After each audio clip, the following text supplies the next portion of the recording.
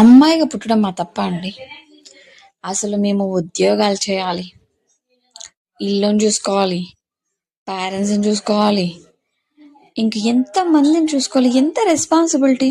ఇదంతా కాదన్నట్టు టౌన్ నుంచి ఏదో రెస్ట్ తీసుకుందామని ఇంటికి వస్తే వచ్చి రాగానే చూసారా ఎన్ని కొన్ని పాత్రలు ఉన్నాయి, అందులో ఇంత మండు టెంట్లో కడగాలి చూసారా. సీరియస్లీ బా దేవుడు కనిపించాడు నాకైతే. ఎందుకంటే టైం ఏమో 10 అవుతుంది, ఎండ మాత్రం వాంచి కొడుతుంది.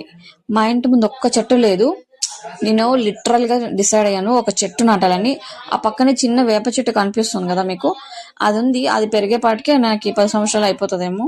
సో మీరు ఏం చెట్టు నాటితే మంచిగా చల్లగా తొందరగా పెరుగుతుంది, చల్లగా ఉంటుందో కామెంట్ చేయండి. నేను మళ్ళీ రిటర్న్ వెళ్ళిపోయే లోపల మంచి చెట్టు నాటి వెళ్ళాలి. నెక్స్ట్ సమ్మర్కి అట్లీస్ట్ అది మంచిగా మేము పాత్రలు కడుక్కోవడానికైనా అక్కడ చెట్టు ఉండాలని డిసైడ్ అయ్యాను. అందులో మాకు చిన్న గార్డెన్ ఉందిలేండి, కనకాంబరాల చెట్లు అవి ఇవి ఉన్నాయి. ఇక్కడ చూడ ఇంకా వేస్తూనే ఉంది మా మమ్మీ, పాత్రలన్నీ వేస్తూనే ఉంది.